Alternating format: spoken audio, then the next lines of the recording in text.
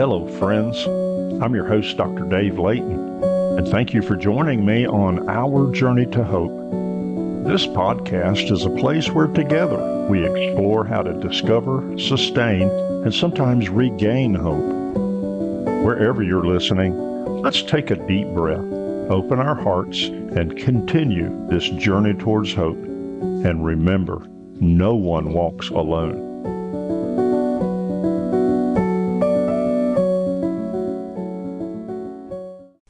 In today's episode, I'm speaking with a new friend and sister in the Lord, Leila Washington, and I'm also joined by her husband, Tommy, but he's sitting over in the corner. We're not going to let him talk today, unless, of course, he really wants to jump in there. But Leila and I share that we are both cancer survivors, but more than that, we understand the importance of hope, especially when it comes to facing life's challenges. And I'm going to let Leila tell us about herself. Hello, Leila. Hey, Dave. Thanks for having me. So I was added, I think the first and foremost thing that I need to share is that I became a Christian, was added to the Lord's Church back in 1984, I think I calculated yesterday. So when I was about 16 years old, we fast forward about 8 years, I met my husband, Tommy, at the Northeast Philadelphia Church of Christ for the very first time.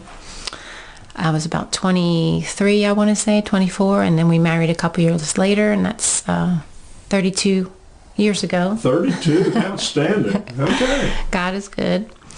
We've got two amazing grown sons, 30 years old and 27, a lovely daughter-in-law, and 4 grandchildren.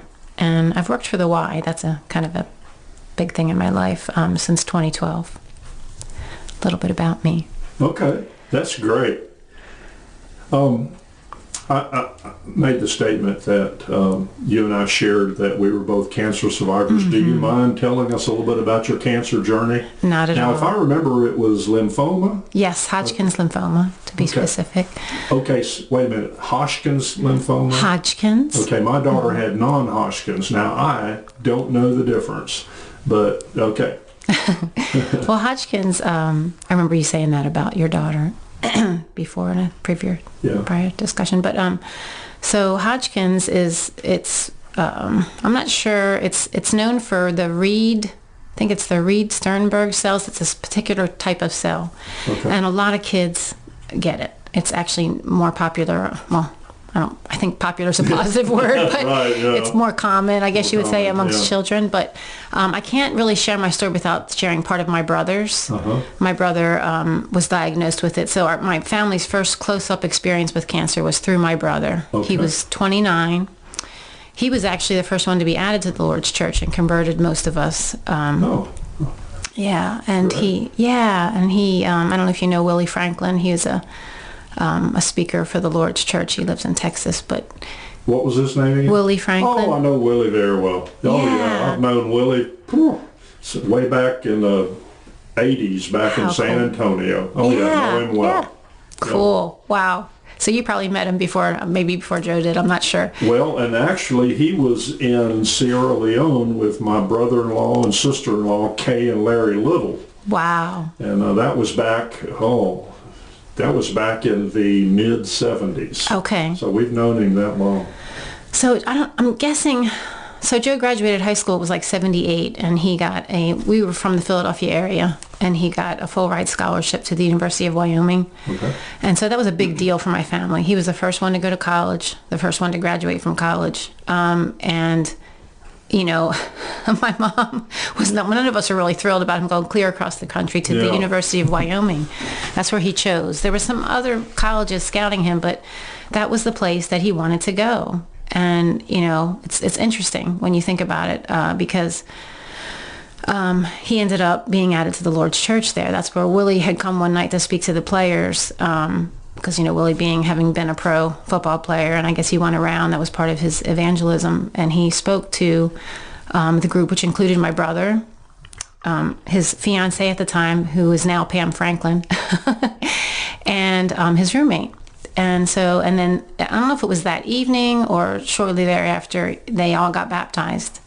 And so, but I didn't want to go too far off this topic of the cancer journey, but I guess you could say maybe within the next 10 years, 5, 6, 7 years, Joe had actually, met somebody different. He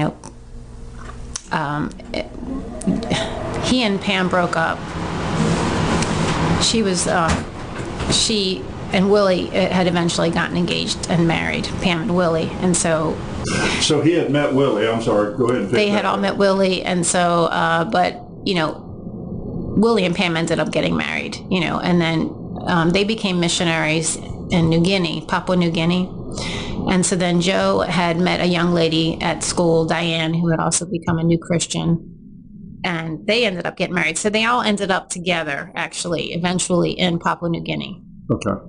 And Joe and Di were there for about 5 years. And then he had malaria twice while he was there. And they actually had their first daughter there. And she developed malaria as a baby. But long story short, he ended up developing this cough. And so Diane's father was a radiologist, and he took an x-ray, and that's how they found his cancer. Okay. And so, but anyway, he fought it for 5 years, and unfortunately he passed away from it at 34 in 1995, the year after Tommy and I got married. It's amazing. Even from 1995 to today, the advances in cancer diagnosis as well as treatment have just taken leaps and bounds, and that helps a lot. It's just not the death penalty it used to be. Exactly. It's still serious, and obviously they take very good care, but Exactly. So then 6 years later, my mom got cancer, and she passed away within 6 months. And then 2013, that was 2001, 2013, I get my diagnosis. So, looking back, my mom's brother, so my Uncle Joe, passed away from treatment related to cancer in the 80s. My brother Joe died in the 90s. My mother gets diagnosed 2000, dies 2001, and then here I am, 2013. Yeah, so it wasn't a huge surprise. I mean, when it was diagnosed, your thoughts might have been, I might get this. Yeah. So, I wanted to explore a little bit. What was some of your thoughts when the doctor says, here's the diagnosis? I thought I was going to die. I thought that's what was coming. I had 3 relatives, and I was shock and awe, the whole, Tommy wasn't amazing. I don't want to get choked up. Listen, every time I take the journey, I understand that. Well, that's good to know, because a lot of times folks will say, wait a minute, and I experience this as well. I'm a person of faith. Why am I feeling concern or doubt or fear or whatever the emotions that are running through there? I'm a person of fear. What's going on with this? And I think, and I've said it on several podcast episodes, the nurse that was caring for me in the hospital, she and I talked about fear I was feeling, and she said, welcome to the human race, because it's an emotion.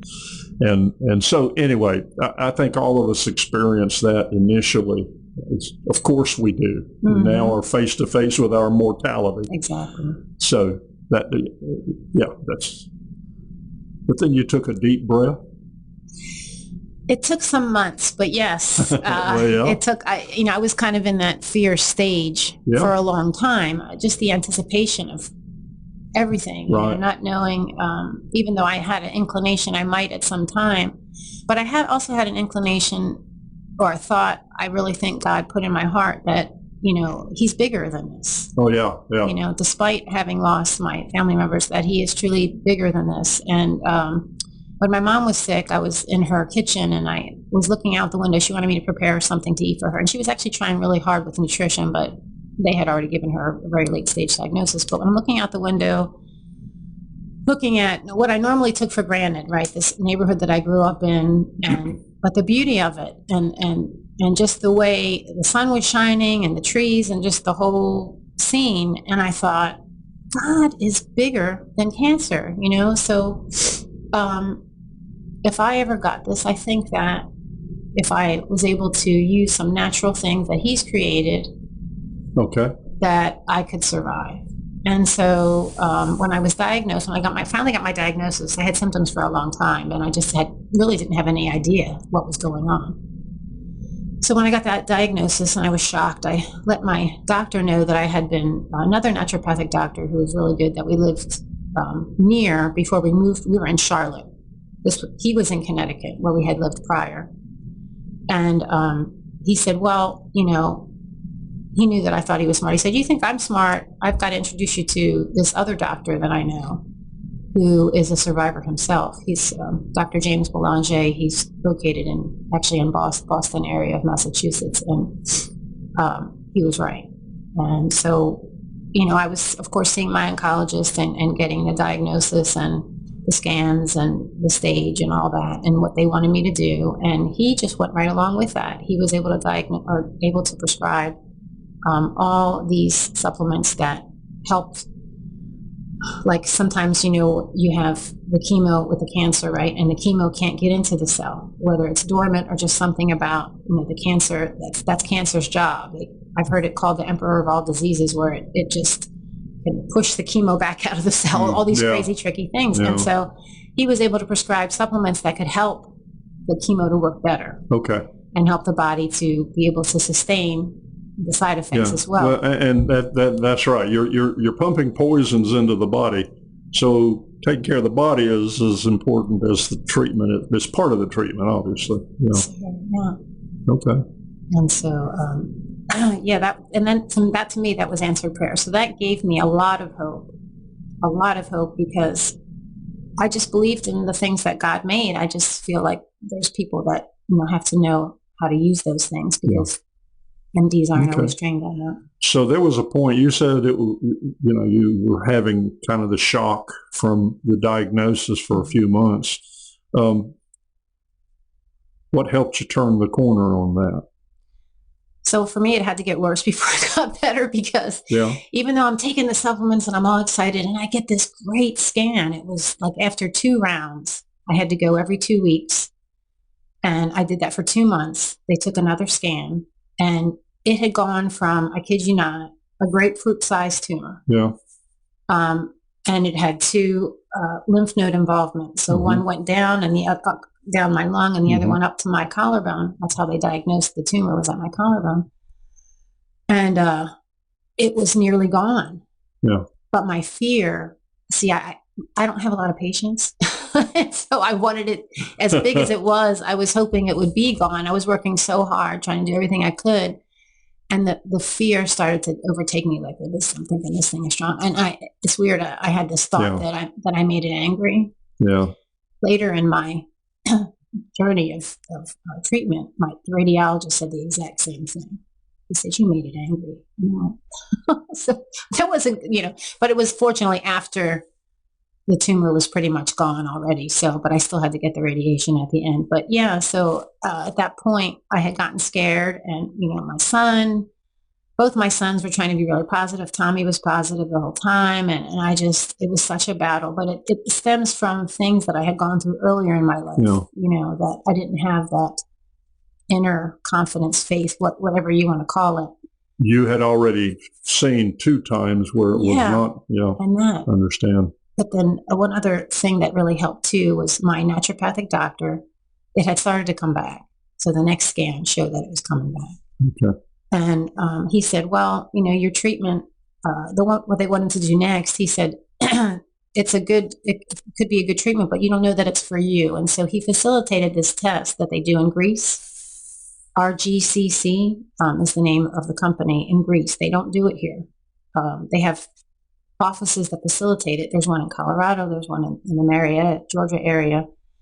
He has access to this test. And so he facilitated it for me. And it found a chemo that killed my cancer cells really well. So we did that. My oncologist team, though, didn't want to do it.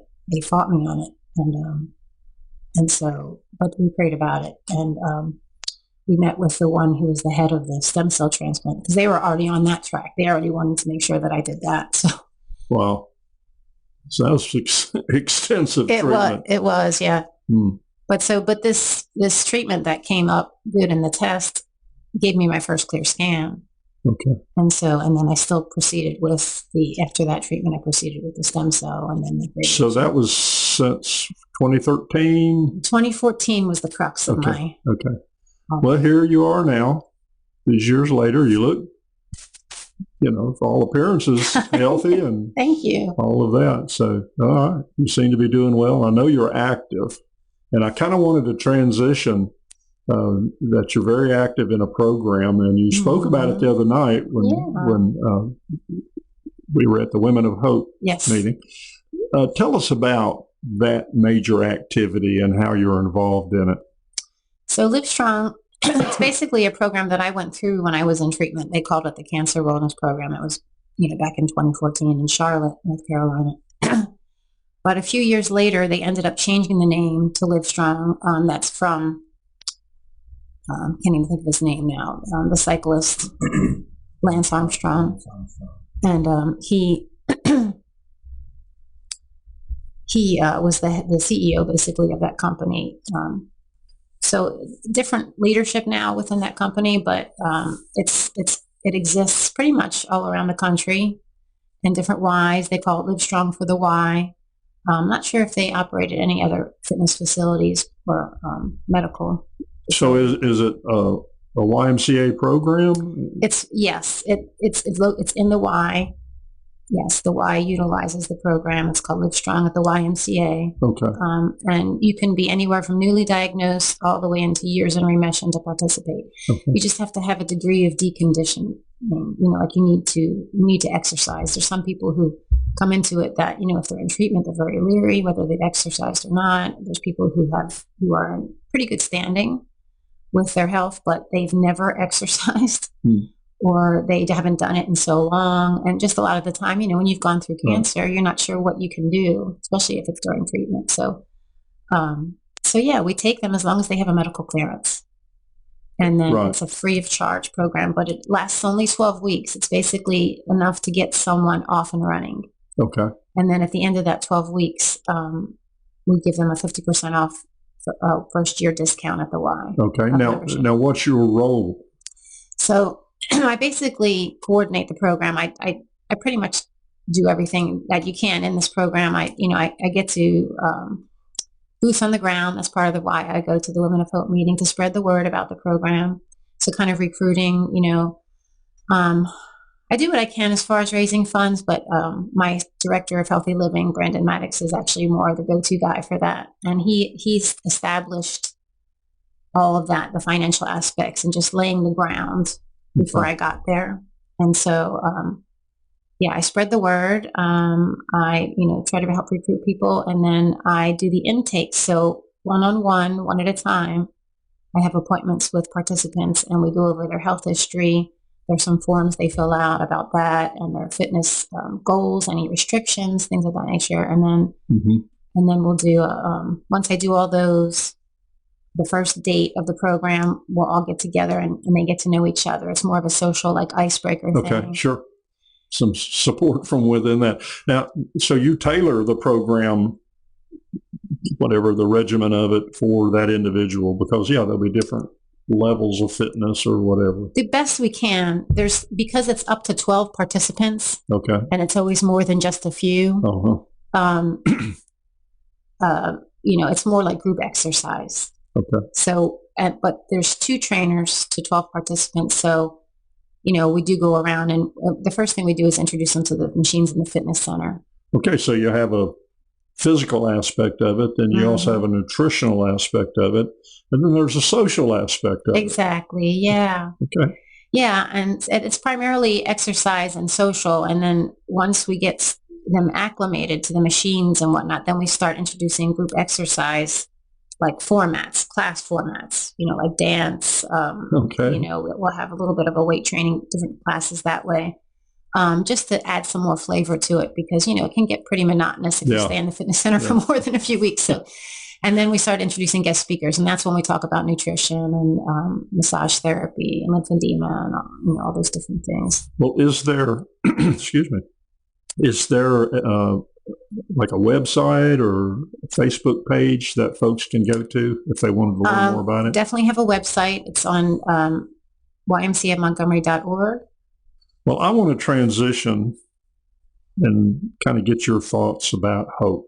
When someone talks about that word hope, how do you understand that concept?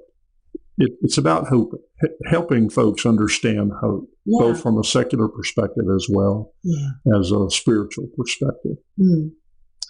I think, you have to have a purpose, and you have to believe that you can achieve it. I mean, it sounds blasé, but I mean, for me, I found a lot of purpose in leading this program, because my brother brought the gospel to all of my family, all but one obeyed. So that was 6 out of 7 people in my family have obeyed and become members of the church. And so, I guess I kind of feel like I'm giving back, and not just to my participants who I love dearly, because I really, as survivors, too, we can really relate on that level. And it's hard for people outside to be able to relate. It's almost like they don't know how, or they don't want to. Yeah. But now I'm drawing a blank. Well, I like what you said. You said purpose, and you said giving back. I found in my journey the idea of giving back. Most of the volunteers that I work with either are former patients or had a relative that was. In fact, I don't know any that aren't, one or the other. And so that compelled them to want to do that. It was that way in my case. And then the idea of purpose. I teach people about hope. I say it's a forward-looking concept, and the more of a future view that you have, the greater your hope. If I don't have a view of the future, well, I have no hope. And you use the word purpose because that's kind of a foundation for somebody having a view. I've got something I'm working with, and all of that. So those are good, strong words to support that. Well, and even thinking about, when I was in school, I went to school for health education and promotion. I graduated a couple years ago, but they talk about the blue zones, and most people have heard of the blue zones, and the blue zones, different parts of the world where people live past 100 centarians. Oh, okay. And there's the habits that I think there's 8 habits, if I remember correctly. And one of the habits has to do, of course, nutrition is one, activity and exercise is another. But the social aspect, and also another one is having a purpose. And it's almost like you have to believe, that you're going to live a long time, or that, you just live like you're going to, the way you take care of yourself, how you interact, what makes you feel important, things like that, and useful. I can absolutely identify with that. When in the cancer center, we don't have televisions and anything like that, partly because, we don't want other patients disturbed, but also because we want to keep it a positive environment. Yeah. And we, attitude about it is so important. It really is. I did a podcast a few weeks ago talking about Dr. Avery. Dr. Avery wears crazy socks. I've heard of him. I haven't met him, but I've heard of him. That's just part of him. He wears crazy socks. And when I was in treatment, I went in for my regular appointment with him, and I brought him a pair of sky blue socks with rubber chickens on them. And he says, "I'm going to wear these next time you come in," and he did. And it's just the mental aspect, and it's not mind over matter, but it just supports it. If I'm giving up, then I'm giving up. And so it's important. Dr. Avery's words to me at the diagnosis was that I had less than a month to live. But then he said, "But we know how to treat this." So in the same breath, there was here's the bad news, but here's something to think about. And And I'm a researcher. So as soon as I found out the diagnosis, I started researching it. And when he described the protocol I was going to be going through, it's following best practice. So all of that's important. Okay, great. Where do you see yourself going in the future? Speaking about hope, having a future concept. I would love that. Yeah. Tommy and I have talked about, going places and teaching various topics, but okay. I'd love sharing my story. I really do. feel like, however, as a survivor, you want to help others to do the same. No, I tell people, you really do need to look at something like this as a gift. Mm-hmm. If we have the perspective of, okay, Lord, how can I use this to glorify you, to help others, whatever the case may be, that's, to me, a very healthy and positive reaction that I like to foster in people. Mm-hmm. Do something with this. It has opened doors for me that I would never have thought about. Mm-hmm. The starting of the podcast, the books I've written, the opportunities to speak, all of that. So, yeah, it's amazing. Anything else you want to add? You've been a wonderful guest, so I didn't want to shut you off. No, thank you so much for having me. I think it's just really important that folks that listen to this show that are having their hope challenged, that they hear from real people. Mm-hmm. They listen to me enough. So I love to have folks come in and say, well, this is what I experienced. And hopefully somebody else is going to be out there going, okay, I think I can do this. So, all right. Thank you, Leila. Thank you. I've appreciated it very much. Well, friends, thank you for walking this journey with me. Until next time, let's keep moving forward together towards hope. If this episode encouraged you, share it with someone who may need hope today, and remind them no one walks alone. And remember, in all things, we give glory to God our Father.